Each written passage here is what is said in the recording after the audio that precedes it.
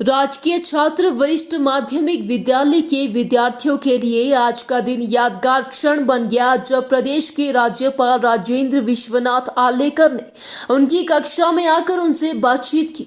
विद्यार्थियों के लिए यह अनुभव विशेष था।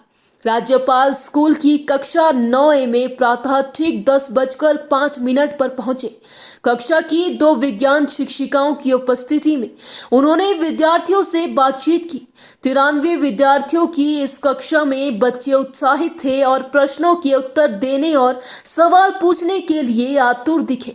बातचीत में राज्यपाल ने कहा कि मनुष्य बनने का बहुत बड़ा साधन पुस्तकें हैं जो हमेशा हमारे पास होनी चाहिए।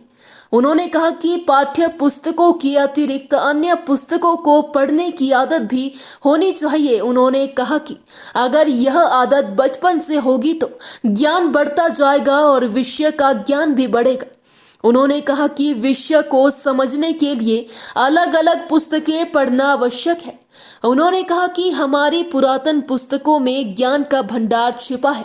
देश में हिंदी के ऐसे कई महान उपन्यासकार, कहानीकार, कवि इत्यादि हुए हैं जिन्हें पढ़ने से हमारा जीवन समृद्ध होता है।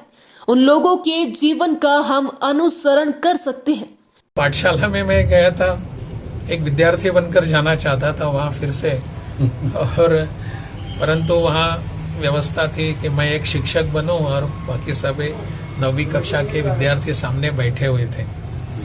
मैं इन सब बच्चों के साथ इसलिए बैठना चाहता था कि आजकल हमारे समाज में पुस्तकें पढ़ने की आदत बहुत कम हो रही है। सब में पुस्तकें क्यों, अखबार भी पढ़े नहीं जाते हैं। तो इन सब के मन में एक रुचि उत्पन्न हो, एक प्रकार की प्रेरणा निर्माण हो कि हमको भी पुस्तक पढ़ना चाहिए। इस विषय को लेकर मैं सब विद्यार्थियों के सामने गया था।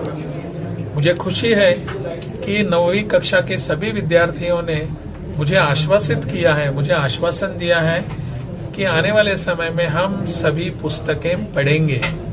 जो उनके टेक्स्ट बुक हैं, पाठ्यक्रम के पुस्तक हैं स्कूल में, उसको छोड़कर अन्य कोई पुस्तकें पढ़नी चाहिए, ऐसा उनको लगता था।